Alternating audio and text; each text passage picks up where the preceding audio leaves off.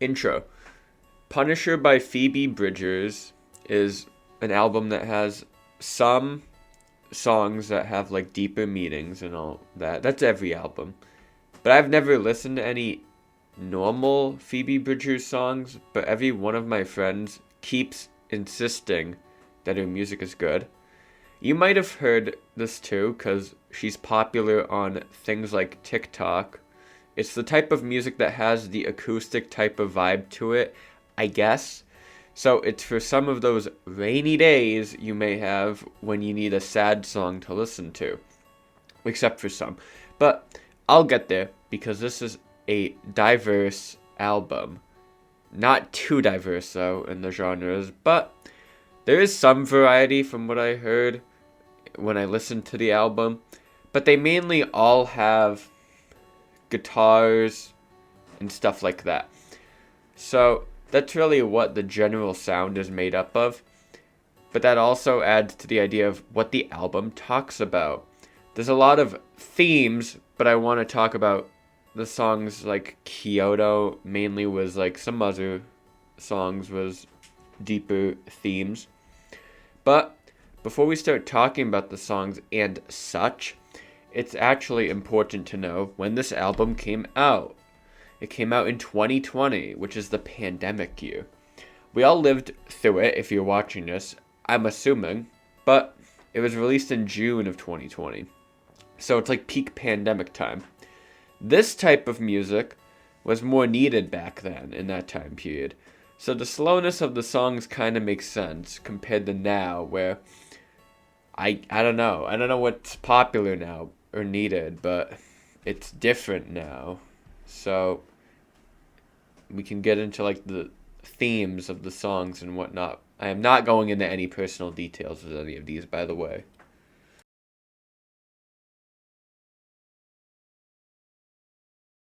As mentioned before, there's probably a lot of personal details in the song, or any song, but I don't want to feel parasocial, so I'm just not going to mention any of it, like the specifics of her family, and like all that, because I don't like listen to music like that, and I just like the general theme of things like this in the song Kyoto. I don't know how many of you guys grow up with the idea that you always have to defend your family no matter what just because they're family. That's the general idea. You might have grown up with this idea.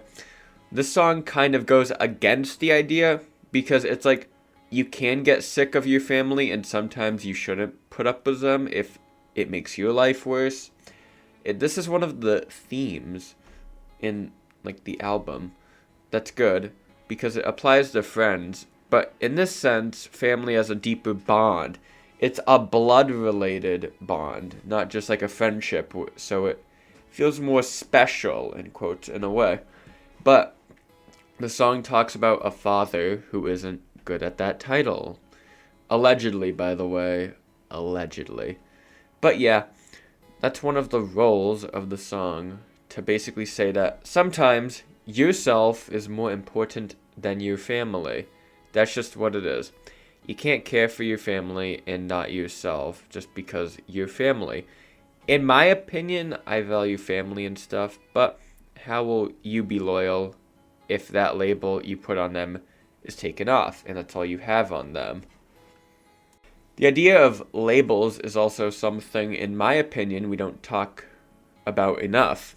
If someone's spewing stupidness, but I have a label on them known as, let's say, a friend, I'm not gonna keep up that barrier and let stupidness go around.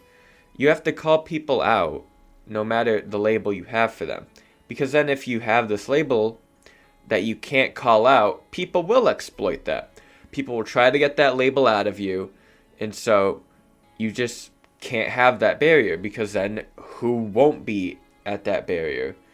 Because it also makes people look down upon you, like they're above you in some way.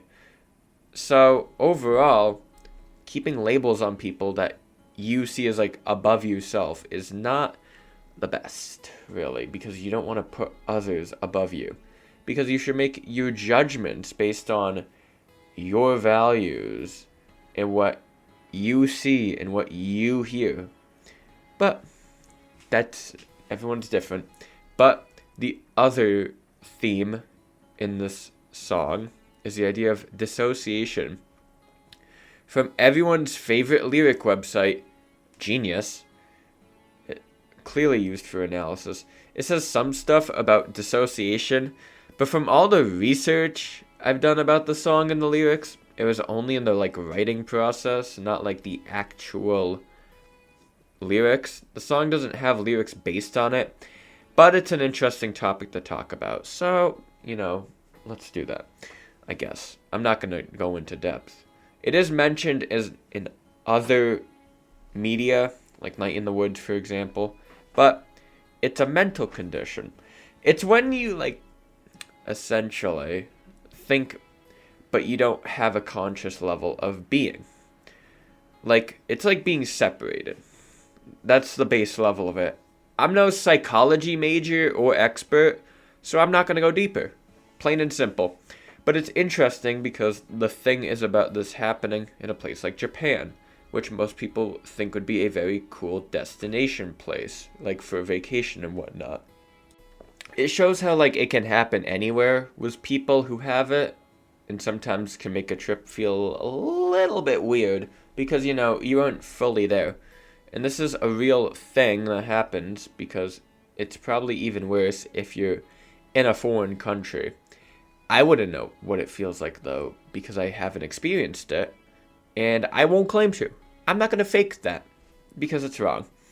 The song probably has more themes, by the way, than the ones I covered, but I just liked these two ones the most, because they're the two major ones. The song's pace also fits with the themes, since it's one of the non-melancholy ballads that are usually on this, album.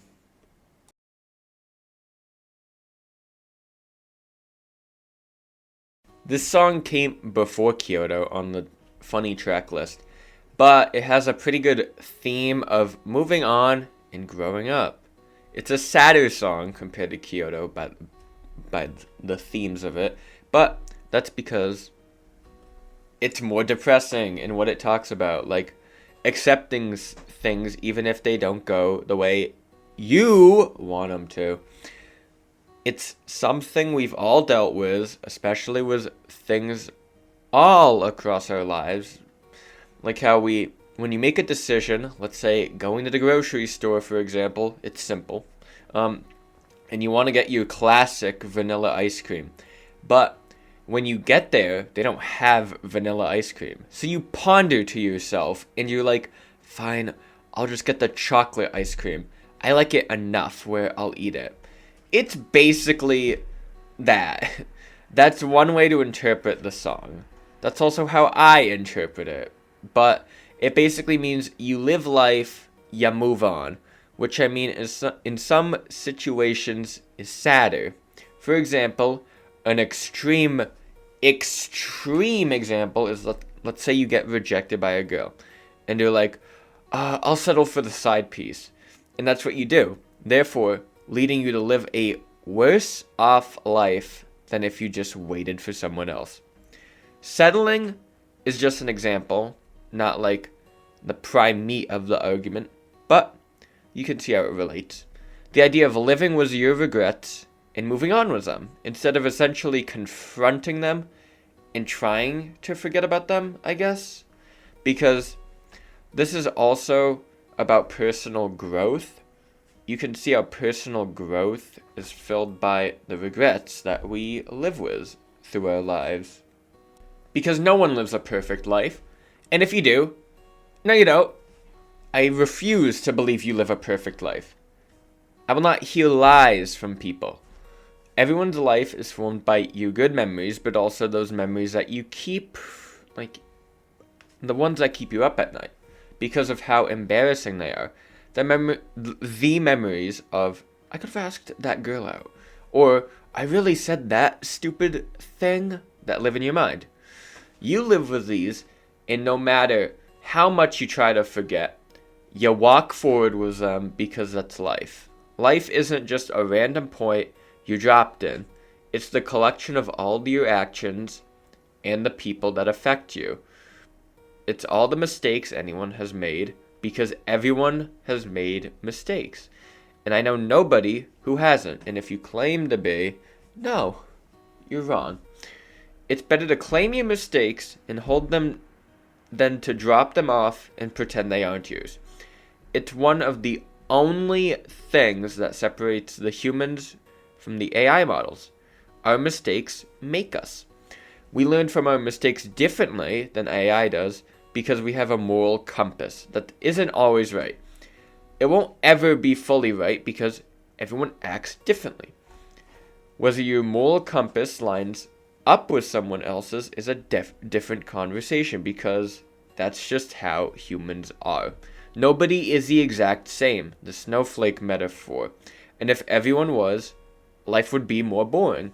If you disagree with people, sure, it gets annoying if you don't see these things as fun, but it leads to banter. If everyone agreed on everything, then no banter would happen. It would be a boring, mundane life, and that's not what people want.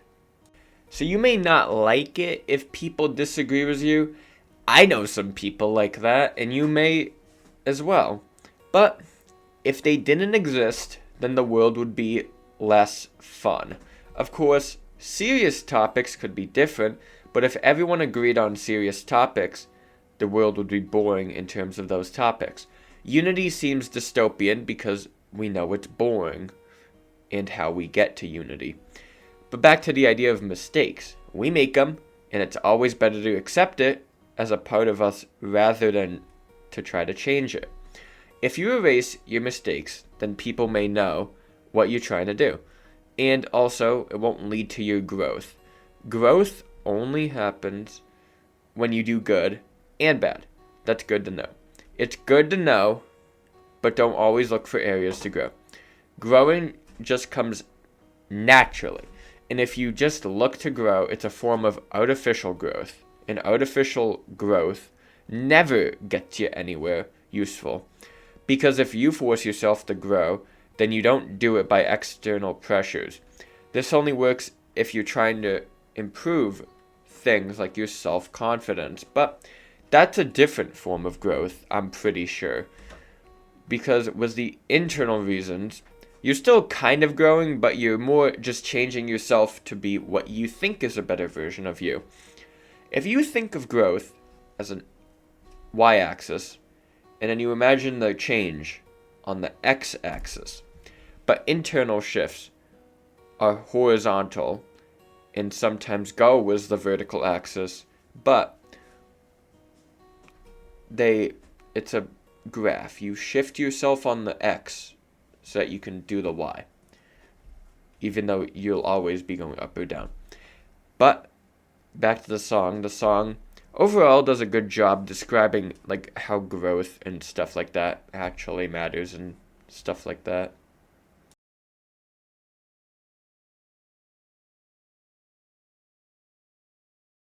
The song that's mainly about the end of the world and what it would be like, it's also the final track of the album, which is a good coincidence considering the song's name. The song really tells about the world and what it would look like when everything is gone without people realizing it. It's a way of seeing things that's different. When people imagine the end of the world, they imagine meteors or like religious figures coming down. However you imagine the end of the world, you probably imagine this big, grandiose event happening, when in reality it might not be anything like that. The idea that the world will slowly end rather than all at once is more likely in our current reality, only because it's something we've gone through. Before they fixed the ozone leak, the leak would have gotten larger and larger and would have grown, and that would have been a slow demise for the planet. That would have been worse than a big bang, because if you can't breathe, it hurts more than an instant death. That's what the last lyric really talks about in the song. Quote, "The billboard said the end is near. I turned around. There was nothing there." Yeah, I guess the end is here. What a lyric. The lyric that basically says, yeah, nothing does equal the end, which it does in a way. If you have nothing, where can you start and where can you go? You can't go anywhere if everywhere around you is nothing, because the end is nothing. We can never be at the end because when we do, we get bored. We don't want to get bored because that's not good for us, and then it turns into blankness. Blankness isn't the end, but it is nothing.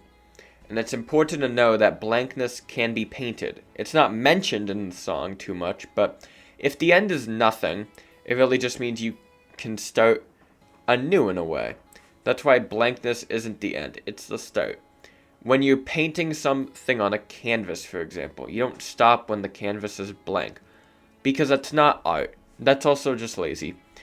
But the song is about more things, but the most important one, and the one that people can apply to life, because really, that's what messages are supposed to be, things you can apply to your own life, ideas and all these other things that you could look at and be like, yeah, I think that's good for me. But this song was the last song on the album.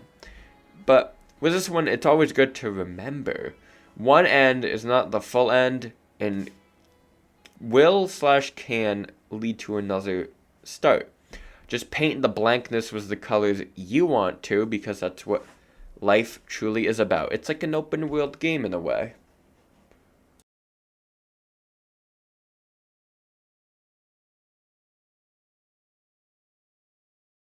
I also wanted to talk about something that wasn't the songs on the album. I wanted to talk about the album cover because it's a nice album cover and it gives off the vibes most people like the fall season for.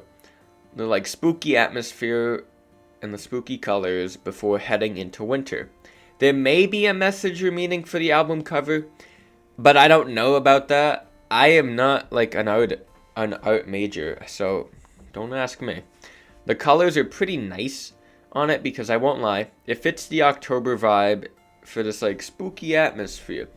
I know she's in a skeleton costume and all that, but the colors and the darkness make it feel like a Halloween-like album. That's probably the case because of the music vibe also being something you play in the fall months, leading up to winter, essentially. But it's a very niche aesthetic, I guess. That's the right word you could use, maybe. It's just the month of October because every house is set up like this album cover, and it's the spooky month, guys. You know, every house is trying to put on this scary performance and all that. It fits the vibe, but it also has that early school year party vibe. If you've ever been to any of those parties, you know what I mean. Like, the lights, the, like, oh, dude, it's, the leaves are changing. Crazy. It's a nice cover to look at, and that's the only reason I brought it up. Because it's a nice cover, and I like the aesthetics of it, just because it's a nice reminder of the good part of fall, and all of that other stuff. If it has a meaning, then you could comment it, but I don't know if it does, so, like, don't ask me. I'm not gonna tell you the meaning of it or whatever. You got me. The album made a lot of top 10 lists. I'm not going to list every one of them, because that would take too long. But just trust me, it made a lot of these lists. Because a lot of people thought the album was good and all that. Also, it got good review scores on all of these, like, other websites. The lowest being not below an 8 out of 10, really. So, at least it did good on that part. On Metacritic, the favorite website for criticism, it has a 90 out of 100, which puts it at about an A- if you were to grade it. That's what it got on the websites that do grade music, like they're a teacher for some reason. But on Rolling Stone, it got a 4 out of 5, or just about an 8 out of 10. All of these numbers really do fall within the same range of an 8 to a 9 out of 10. But my favorite has to be like this random reviewer, Pitchfork, who gave a precise 8.7 out of 10. Like, that's so random. but I guess that's just how it adds up. This album was also able to reach 43 on the iconic Billboard Top 100, so good for it. That's good for album sales and all that, but numbers being good may mean that a company may keep you on and want to produce more albums with you. So maybe that will happen. Again, who knows? That's crazy. Overall, the album is mainly a slower album, but still full of like a lot of good themes. I wasn't going to go over all of them because I like to keep these things precise to a certain set of ideas. But if you want to listen to the album, you kind of know where to listen to it. I'm not going to tell you. It's a good listen if you know it from TikTok or just like some like other apps that promote slower music, or if you just want a sadder listen. It's not my type of album, but maybe it cured my depression, so that's why I didn't like it as much.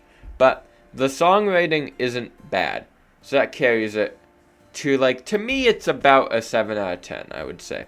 Not bad, just not my favorite. Take that into consideration. I have an opinion, but listen to it and form your own opinion, of course. And afterwards, I guess, comment yours below. Please like and subscribe if you want to. Pretty please.